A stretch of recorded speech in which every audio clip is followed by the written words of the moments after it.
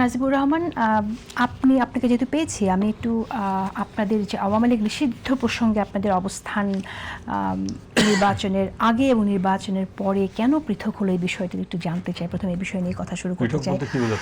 যেমন সন্ত্রাসবিরোধী সংশোধন বিল যেটা 2026 সেটা সংসদে পাশ হয়েছে, আপনারা এই বিলের বিরোধিতা করেছেন। আপনাদের নেতা বলেছেন যে আওয়ামী লীগ নিষিদ্ধের যে আইন হলো সেটার বিরুদ্ধে বিরোধী নেতা বলেছেন যে সেটার কার্যকর তাদের প্রত্যেকের রাজনীতি করা উচিত, রাজনৈতিক অধিকার থাকা উচিত। এটা প্রত্যেকটা পত্রিকাতে এসছে। এটা বিরোধী নেতা বলেছেন। আজল ভাই হেলাল ভাই ছিলেন ওই সংসদে, আমিও ছিলাম। আমি বিরোধী দলের নেতার পিছনে বসাচ্ছিলাম।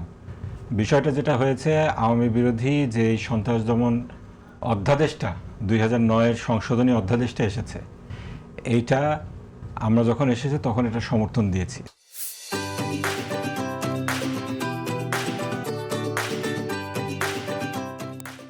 যদিও এখানে যে পদ্ধতিতে আওয়ামী লীগকে নিষিদ্ধ করা হয়েছে, আওয়ামী লীগকে তো নিষিদ্ধ করা হয়নি, আওয়ামী লীগের কর্মকাণ্ডকে সাময়িকভাবে ট্রাইব্যুনালের বিচার না হওয়া পর্যন্ত স্থগিত রাখা হয়েছে, নিষিদ্ধ রাখা হয়েছে। আমাদের দাবি ছিল আওয়ামী লীগ একটি ফ্যাসিস্ট দল, আওয়ামী লীগকে পরিপূর্ণভাবে নিষিদ্ধ করতে হবে।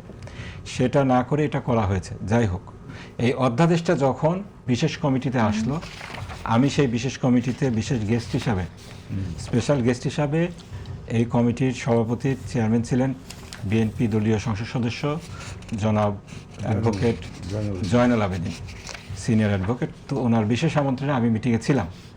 যেই কয়টি অধ্যাদেশের ব্যাপারে ঐক্যমত্য হয়েছে, সেই ঐক্যমত্যকৃত অধ্যাদেশগুলির মধ্যে এটি একটি।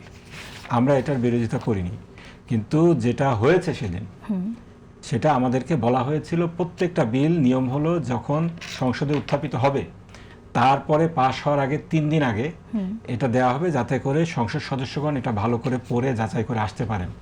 এক্ষেত্রে যদি কোনো ভুল থাকে, কোনো সংশোধনী থাকে, এটা দেওয়া হবে, এটা ডিসকাসড হবে।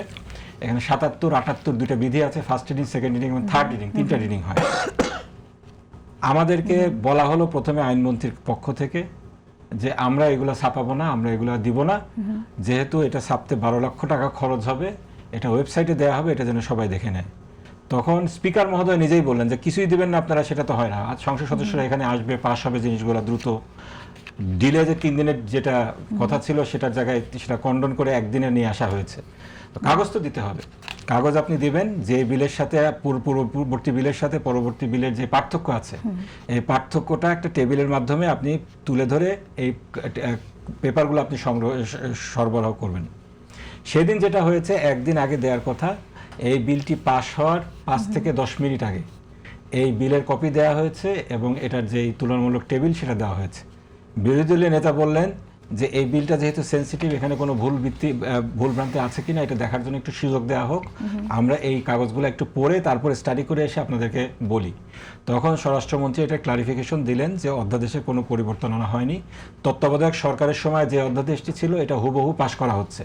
তার পরিপ্রেক্ষিতে এটা না পড়েও আমরা, যেহেতু স্বরাষ্ট্রমন্ত্রী বলেছেন, তাকে বিশ্বাস করে আমরা সর্বসম্মতি করে এটা পাশ করি, সর্বসম্মতি করে এটা পাশ করেছে। আজিজুল ভাই বা হেলাল ভাই ছিলেন, উনি এটা সাক্ষী দেবেন।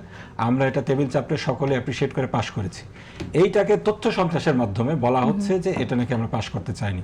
এটা আপনি যেটা বলেন, এটা এত বিস্তারিত যে তথ্য সন্ত্রাস হয়েছে, এটা এখন জানলাম আমি।